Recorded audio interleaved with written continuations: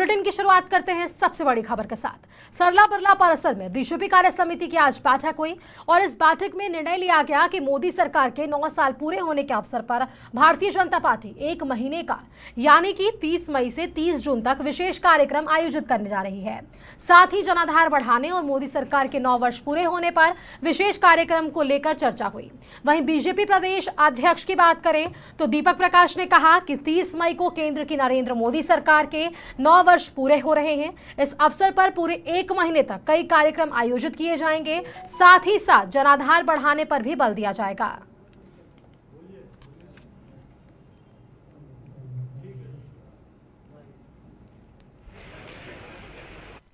इसलिए आज 9 वर्ष जब पूरे 30 मई को करेंगे तो 30 मई से 30 जून तक कार्यक्रमों का श्रृंखला खड़ा किया जा रहा है और उसका 2 लक्ष्य है।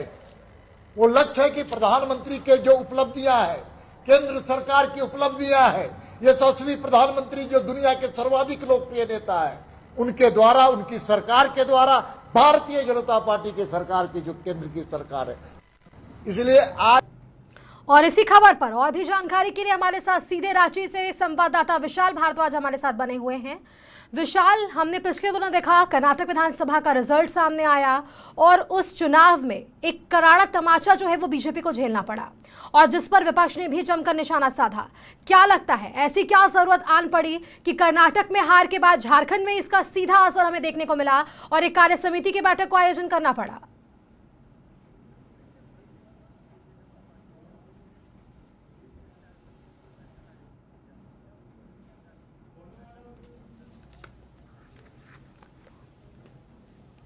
कि कर्नाटक का हाल ही में चुनाव हुआ था जिसमें भारतीय जनता पार्टी को हार का सामना करना पड़ा था और ऐसे में प्रदेश कार्य समिति की बैठक आयोजित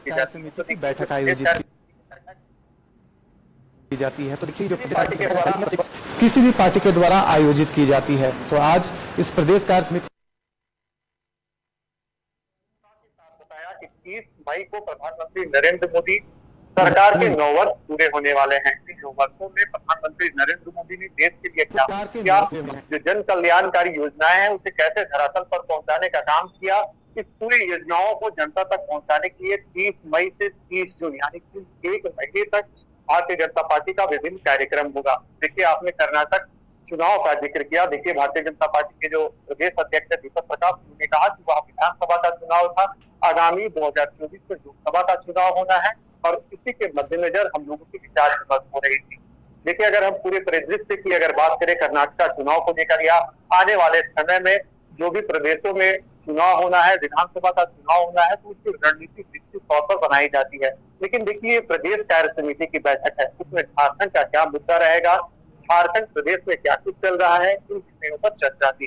साथ ही साथ देखिए, जो सबसे अहम माना नरेंद्र मोदी के 9 वर्षों का जो कार्यकाल है पूरा होने वाला है और इसमें भारतीय जनता पार्टी इसे कैसे उत्सव के रूप में बनाए इसकी तैयारियों में जुट चुकी है। क्योंकि देखिए, ये जो पूरा करना है, क्योंकि 2024 में लोकसभा का चुनाव होना है और भारतीय जनता पार्टी 0 रिस्क पर काम कर रही है।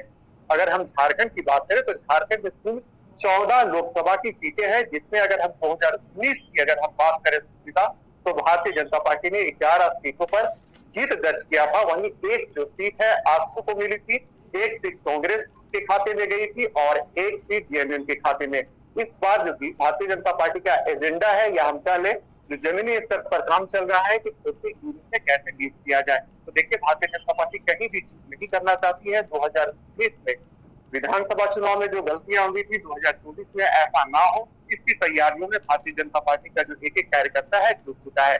देखिए, जब भी किसी पार्टी की प्रदेश कार्य समिति की बैठक होती है उसमें कई राजनीतिक प्रस्ताव लाए जाते हैं, उन एजेंडों में काम होता है। आज बीजेपी प्रदेश अध्यक्ष दीपक प्रकाश बकायदा जब प्रेस कॉन्फ्रेंस कर रहे थे तो उन्होंने इस बात का जिक्र भी किया। देखिए, भारतीय जनता पार्टी का अक्सर यह आरोप रहता है कि जब से राज्य में गठबंधन की सरकार बनी है या राज्य भ्रष्टाचार में ओत-प्रोत है, राज्य में खनिज संपदाओं का लूट मचा हुआ है, हत्याएं हो रही है, दुष्कर्म की घटनाओं में इजाफा है, जो राज्य के अफसर हैं, जो मंत्री हैं, भ्रष्टाचार में ओत-प्रोत हैं। इन सभी विषयों को लेकर भारतीय जनता पार्टी अक्सर आवाज उठाती रही है। लेकिन देखिए सुष्मिता, हमें यह भी देखना होगा कि राज्य में अब तक 5 उपचुनाव हो चुके हैं, जिसमें 4 उपचुनाव में भारतीय जनता पार्टी को हार का सामना करना पड़ा था रामगढ़ उपचुनाव ही एक ऐसा महत्वपूर्ण चुनाव था जिसमें एनडीए को जीत मिली थी, यानी जो 800 के जो प्रत्याशी थे उनको जीत मिला था। अब देखिए डुमरी की बारी है, वहां पर भी उपचुनाव होना है, तो इसकी रणनीति भी भारतीय जनता पार्टी की ओर से तैयार की जा रही है। साथ ही साथ लोकसभा को लेकर पूरा फोकस किया गया है।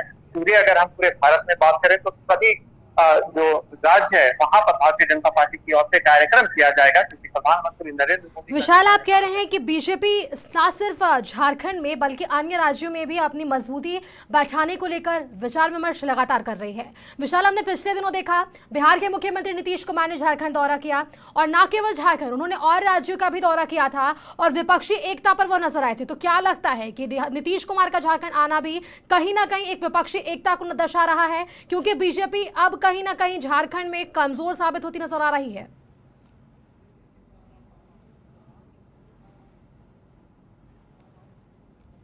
कुमार इन दिनों सभी विपक्षी पार्टियों को एक करने में लगे हुए हैं। यही कारण है अरविंद केजरीवाल, उनसे उन्होंने मुलाकात की थी, राहुल गांधी से मुलाकात की थी, और साथ ही साथ जो उड़ीसा के मुख्यमंत्री हैं नवीन पटनायक की अगर बात कर ले, झारखंड के सीएम मुख्यमंत्री हेमंत सोरेन की बात कर ले, या यूपी के जो पूर्व मुख्यमंत्री थे अखिलेश यादव, उनसे भी उन्होंने मुलाकात की थी। तो देखिए नीतीश कुमार यही प्रयास कर रहे हैं कि 2024 में जो मोदी की लहर है उसे कैसे रोका जाए। हालांकि अगर हम ऐसा कह सकते हैं कि उड़ीसा में जो नीतीश कुमार है उनकी बात नहीं बनी थी, लेकिन फिर भी देखिए औपचारिक मुलाकात उन्होंने इस मुलाकात को बताया था। तो देखिए एक और नीतीश कुमार, और दूसरी ओर अगर हम साउथ की बात करें तो वहां से भी कई ऐसे बड़े नेता हैं जो इसी प्रयास में लगे हुए हैं कि कैसे सभी विपक्ष को एकजुट किया जाए। हालांकि देखिए 2024 में क्या वाकई में जो विपक्षी एकता है देश में देखने को मिलेगी या नहीं मिलेगी, यह तो संशय का विषय बना हुआ है। क्योंकि देखिए अगर हम किसी भी राज्य की बात करें तो वहाँ की पृष्ठभूमि,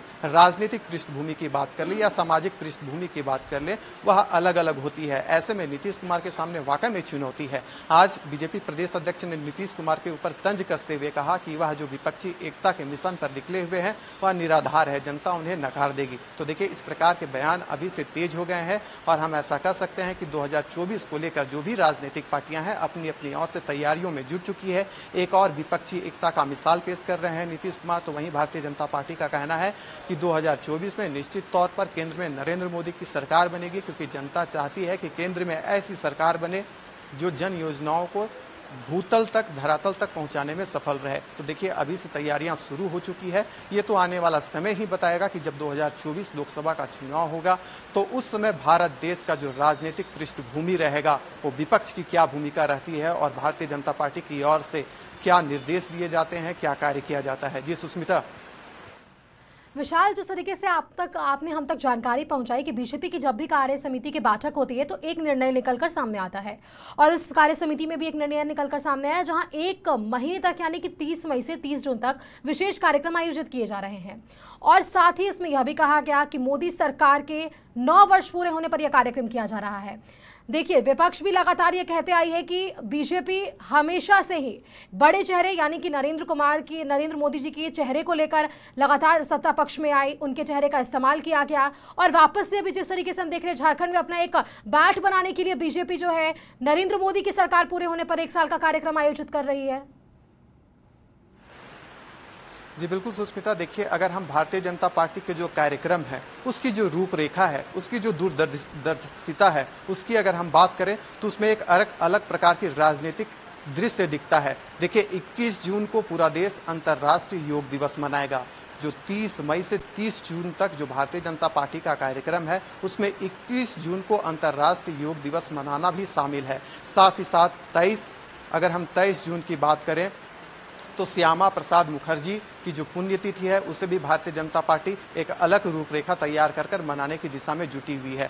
साथ ही साथ देखिए भारतीय जनता पार्टी का जो कार्यक्रम रहा है 25 जून को भारतीय जनता पार्टी पूरे देश में आपातकाल लगा था तो उसे काला दिवस के रूप में मनाते आई है। भारतीय जनता पार्टी का अक्सर कहना है कि यह लोकतंत्र के लिए काला दिन था। तो देखिए जो भी रूपरेखा होती है कार्यक्रमों की, अगर हम उसकी सूची देखें, उसकी दूरदर्शिता को अगर हम देखें तो कहीं ना कहीं इसमें भी राजनीतिक पैंच छिपा हुआ होता है। अगर हम 21 जून की बात करें तो कैसे योग से पूरे देश को जोड़ा जाए, इसमें ये छिपा हुआ रहता है। साथ में साथ देश की जनता को यह भी याद दिलाया जाता है कि यही वो 25 जून 1975 में देश में आपातकाल लगाया गया था, तो उसे बार बार देश की जनता को याद दिलाने की भारतीय जनता पार्टी कोशिश करते रहती है। मुख्य रूप से भारतीय जनता पार्टी का एजेंडा ही है कि जो विपक्ष की भूमिका निभा रही है, कांग्रेस साथ ही जो अन्य जो दल है, बीजेपी एक यह एजेंडा निभा रही है।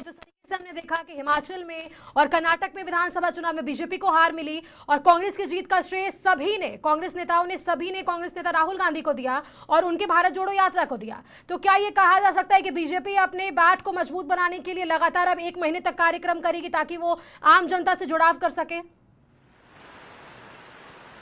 जी बिल्कुल, देखिए सुष्मिता, यह कतई सत्य है कि जो लोकसभा का चुनाव होता है या विधानसभा का चुनाव होता है, दोनों में आकाश जमीन का अंतर होता है। देखिए, भारतीय जनता पार्टी ने कर्नाटक में यही गलती की थी। जो राष्ट्रीय मुद्दा है उसे राज्य मुद्दा बनाकर उन्होंने कर्नाटक में दांवपेच खेला था, जो भारतीय जनता पार्टी के ऊपर हावी हो गया। देखिए, एक सवाल उठता है कि कब तक प्रधानमंत्री नरेंद्र मोदी के ऊपर भारतीय जनता पार्टी निर्भर रहेगी। देखिए, दूसरा जो है एंटी इनकम्बेंसी, यानी कि जो विरोधी लहर है, अगर हम कर्नाटका की बात करें तो वहां पर भारतीय जनता पार्टी को चुनौती देने के लिए कांग्रेस ने एक एजेंडा चलाया था कि यह ऐसी सरकार है जो 40% कमीशन पर काम करती है। देखिए, अगर हम पूरे कर्नाटक चुनाव का जो परिणाम देखें या उसकी जो विवेचना करें तो उसमें यही निकल कर आता है कि कांग्रेस ने जो राष्ट्रीय मुद्दे हैं उसे पूरा तरीके से टचअप नहीं किया था। जो राज्य के मुद्दे थे, चाहे भ्रष्टाचार का हो या जन कल्याणकारी योजनाओं का हो, तो इन मुद्दों को उठाकर वहां पर कांग्रेस चुनाव लड़ी थी। देखिए, लोकसभा का जो चुनाव होता है पूरे देश में होता है, यहाँ पर कर्नाटक में 224 सीटों पर चुनाव हुआ, 135 सीटों पर कांग्रेस ने बहुमत हासिल किया और बीजेपी 65 सीटों में कहीं ना कहीं सिमट कर रह गई। हिमाचल में उन्होंने अपनी हार को साबित किया, उसके बाद कर्नाटक में। लेकिन आने वाले समय में अगर हम बात करें तो 1 साल के अंदर राजस्थान, छत्तीसगढ़, मध्य प्रदेश में भी विधानसभा के चुनाव होने हैं। क्या लगता है कि बीजेपी अपनी जो तैयारी है वो पूरी तरीके से कर पाएगी? क्योंकि बीजेपी ने पहले भी काफी अपनी ताकत झोंकी थी, काफी रैलियां की गई कर्नाटक में, लेकिन उसके बावजूद भी वह जनता से नहीं जोड़ पाई। तो क्या लगता है कि इस साल जो 3 और राज्यों में चुनाव आने वाले हैं, क्या बीजेपी फतह कर पाएगी? देखिए, राजनीतिक मंथन एक ऐसा शब्द है जिस शब्द से खेलना भारतीय जनता पार्टी शुरू कर चुकी है। यानी कि मंथन शुरू हो चुका है कि हम लोगों ने चुनाव क्यों हारा, क्या कारण रहा था, जो सीट का जब बंटवारा होता है तो हमने किसको सीट दिया। तो देखिए, जो विवेचना है, हम ऐसा कह सकते हैं कि मंथन है वो शुरू हो चुकी है और भारतीय जनता पार्टी 2024 यानी कि मिशन पर लग चुकी है। देखिए, ये प्रदेश कार्य समिति की जो बैठक हुई थी, अगर हम खासकर झारखंड की बात करें सुष्मिता, अगर हम कोल्हान प्रमंडल की बात कर रहे हैं या हम फिर संथाल परगना की बात कर लें तो कोल्हान में 14 विधानसभा क्षेत्र हैं, भारतीय जनता पार्टी एक में भी सीट नहीं निकाल पाई थी। अगर हम संथाल की बात कर लें तो उसे जेएमएम का गढ़ कहा जाता है। तो देखिए, यहाँ पर लोकसभा विधानसभा दोनों का चुनाव होना है और खास कर यहाँ जो प्रदेश इकाई के जो सदस्य हैं वह यह विचार कर रहे हैं कि कैसे इन 14 सीटों पर भारतीय जनता पार्टी जीत सके। साथ ही साथ 81 विधानसभा क्षेत्रों में भारतीय जनता पार्टी जो 2019 में नारा दिया करती थी कि अब की बार 65 पर, तो वह जो श्लोक था, वह जो वाक्य था, उसे कैसे चरितार्थ किया जाए, इस पर भारतीय जनता पार्टी फोकस कर रही है। अगर हम पूरे देश की बात करें, अगर हम महाराष्ट्र की बात कर ले, अगर हम बिहार की बात कर ले, अगर हम तमिलनाडु की बात कर ले, पश्चिम बंगाल की बात कर ले या यूपी की बात कर ले, ये कुछ ऐसे राज्य हैं जहां पर सबसे ज्यादा लोकसभा की सीटें हैं।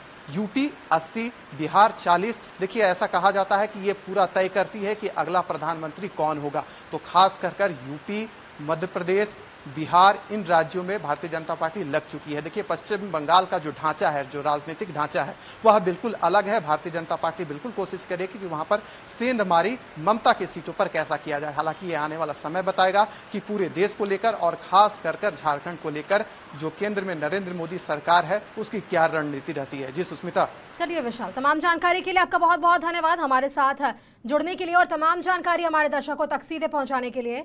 तो ये थे हमारे साथ रांची से संवाददाता विशाल भारद्वाज, जिन्होंने आप तक सटीक जानकारी पहुंचाई और हमने आपको साफ तक वो तस्वीरें बताई और वो जानकारी बताई जो पिछले दिनों हमें चुनाव में देखने को मिला, आने वाले चुनाव में हमें देखने को मिल सकता है। और अब जो झारखंड की बीजेपी सरकार 30 दिनों तक एक कार्यक्रम चलाने वाली है, तो अब इस कार्यक्रम से वो कैसे जनता तक जुड़ेगी और जनता की जो समस्याएं हैं वो कैसे बीजेपी हल करती है, यह तो आने वाला समय ही बताएगा।